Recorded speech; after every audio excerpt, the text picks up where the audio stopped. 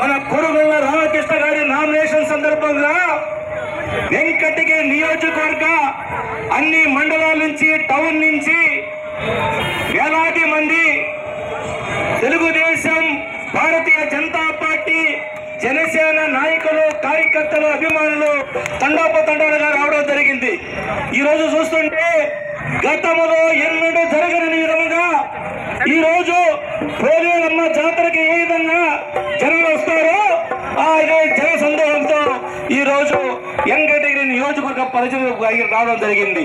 ఈ విషయం చూస్తుంటే కురుగొండ రామకృష్ణ గారు 40 నుంచి 50 ఏళ్ల మెజార్టీతో గెలుస్తానడంలో ఎలాంటి సమయం లేదని చెప్పి సోదరి సోదరులారా, అంతేకాదు ఈరోజు 2014లో కురుగొండ రామకృష్ణ గారు ఎమ్మెల్యే గెలిచినప్పుడు మనం చూసాం అనేకమైనటువంటి అభివృద్ధి సంక్షేమ కార్యక్రమాలతో ఈరోజు వెంకటగిరి నియోజకవర్గం అన్ని విధాల ఆ రోజు అభివృద్ధి జరిగింది.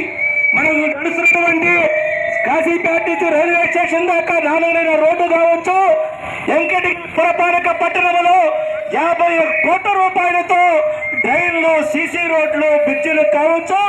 అదేవిధంగా మన వెంకటగిరి నియోజకవర్గం అన్ని మండలాల్లో కూడా మనకి ఓవర్ హెడ్ ట్యాంకుల నుంచి పైప్ లైన్ వేసి ప్రతి ఇంటికి కుళాయి ఇచ్చేటువంటి కార్యక్రమం కావచ్చు. అదేవిధంగా 2014 ముందు మన వెంకటగిరి నియోజకవర్గం మనం చూసుకున్నట్లయితే సగానికి పైన గ్రామాల్లో తారు రోడ్డు కానీ సిమెంట్ రోడ్డు కానీ నిర్మాణం లేదు. ఈరోజు చూస్తే దాదాపు అన్ని గ్రామాలకి తారు రోడ్డు, సిమెంట్ రోడ్డు నిర్మాణం పూర్తయింది.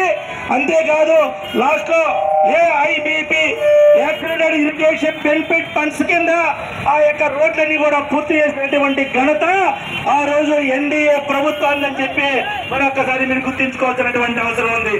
అదేవిధంగా ఈ రోజు మరి మరణ కురుగొండ రామకృష్ణ గారు అదేవిధంగా ఎంపీ అభ్యర్థి మరణ గెలిచినట్లయితే రాబోయేటువంటి రోజుల్లో సోమేశ్వరముఖి link canal AIBP accident irrigation benefit funds కింద ఆ యొక్క పూర్తవుతుంది.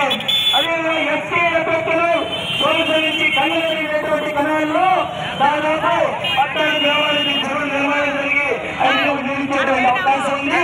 అదేవిధంగా ఎంపీ కెనాల్ కన్నడ నుంచి పుండీకి చాలా గ్రామాల్లో నిర్మించాల్సినటువంటి అవసరం ఉంది. అవి కూడా పూర్తయ్యేటువంటి అవకాశం ఉంది.